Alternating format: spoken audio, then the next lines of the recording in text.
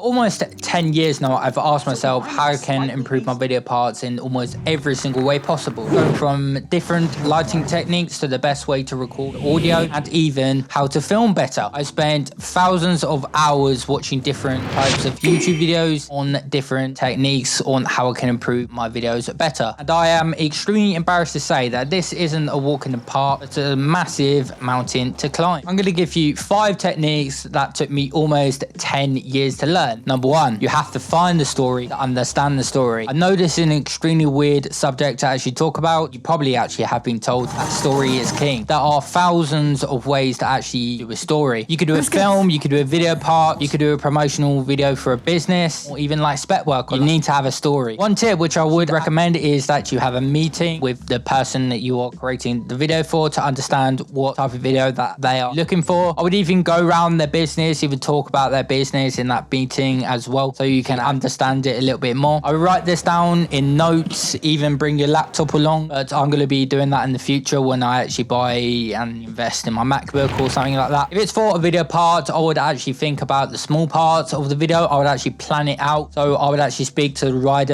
and have a meeting with them and have their ideas for their video. You got to think about the story of it, such as when the writer has actually just begun to going all the way up to like pro, even like going on a trip, if it's like a trip of a lifetime, such as meeting your friend for the first time. If you've just been like talking to a friend online, such as me and my friend Patrick, I am planning to meet him this year. Patrick, bro, I'm going to meet you this year, even if it takes me a year or two, or at the end of the year or something like that. I will plan it with you. Even if you come to England, I would actually make a video out of that. Think about creative ways of how you can make your videos better, such as like buying video tapes off like eBay and exporting it on there to like a VHS tape, to like filming it on a really old TV to get that old retro vibe from the 90s or something like that, or even like the early 2000s, which I come from. Full HD has just become the norm at that time, and a lot of films and a lot of skate videos were still coming out in standard definition on the VX1000. But get as creative as you want. Think of new ways of how to film videos and create videos and even edit videos. Remember, it is your choice. You can invest a load of money into this or not. I want to see new videos about that. I want to see new techniques that you come up with.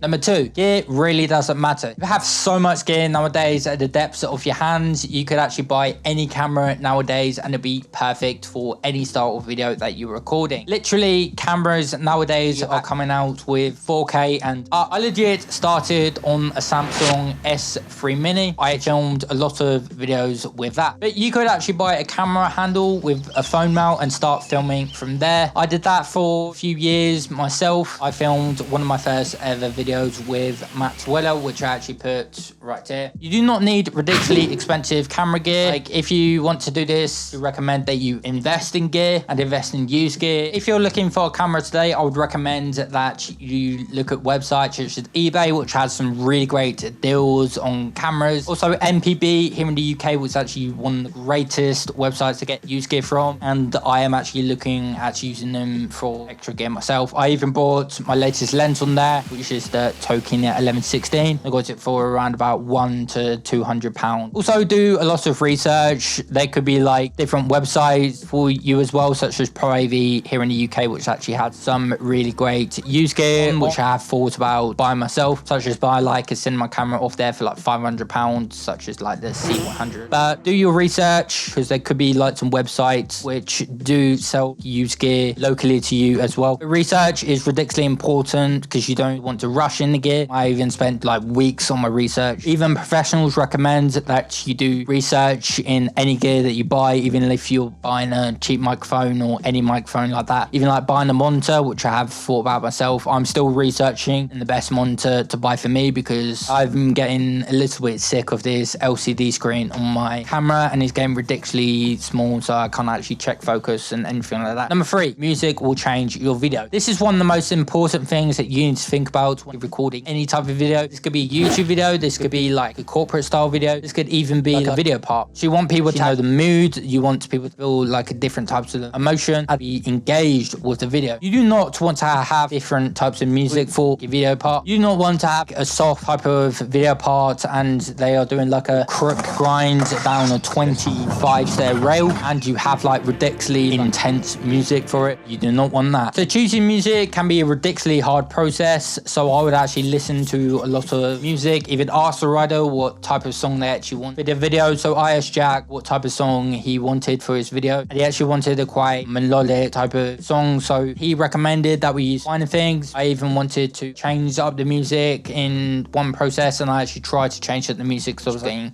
quite sick of the song because I got quite burnt out. So I tried to change it to some debug Europe, and it didn't fit the video at all. It didn't fit the vibe that I was going for. You got to watch out for copyright as well. If you are uploading it to a different channel such as Thrasher, I think you need to get permission from like the artist, but that is also a different stage up. I would not recommend doing that. I would recommend that you look at sites such as Lick as well, but you do need a YouTube channel to actually use Lick. Music Bed as well, which can be ridiculously expensive but have really good music on there. Artlist as well, which has some really great music on there if you're just doing it for like a sit down video, if it's for like a documentary or something like that. Artlist is really great. Epidemic Sound as well, which has some really great music and sound effects, which is really good. But if you do not care about copyright at all, if you're just doing this for fun, just use any music that you like. But remember, if you're filming a video part, remember that you make sure that you get the filmer's style and the rider style. But remember that making a great video can be ridiculously hard. Number 4, sound is king. Audio is one of the most important parts you need to think about in any production, especially for a video part. You need to actually make sure that you have sound in your video parts or any type of video. I've watched way too many video parts that have no sound at all and just the music, and you feel like something is completely missing, and you never get a true feel of the world around you, which I try and make in every single video parts that I make. The one thing that I would look at getting is a decent microphone for your camera. This could be for like your camcorder or DSLR style camera. So if you have a DSLR style camera like I have, you will need a microphone because they're designed as photo cameras first and video cameras second. The microphone that I personally use is the Taxdot SUG 598. I use it for like a really long time. I've used it since 2018 and it is a really good microphone, but I have beaten the living shit out of this microphone and I am looking to upgrade my microphone quite soon. So I'm doing some research into some Sennheiser microphones, and I have been looking at the Rode NTG microphones. I'm probably going to do a little bit more research into some more microphones that I can actually get and actually use down the line, because I'm actually going to be looking into some XLR video, because I am looking into starting a video production company this year. I know it's already March and I've still got to actually launch everything, so I'm probably going to be launching by the summer. That is my plan, and start working from the summer all the way to the end of the year and going from there. But it doesn't stop there. Sound design is one of the most important things that you need to think about. Even the pros use this quite a lot. If you've seen like a professional editor's timeline, you have probably wondered why feature film timelines and short film timelines are actually so big. But this is a massive subject. I can do a more in-depth video on the sound design if you want me to, but put down in the comments down below if you want me to do a more in-depth video in sound design. Number 5, plan more than you think. So not every production will be perfect. You will actually find out near enough in every single production, almost 1 or 2 things will go wrong with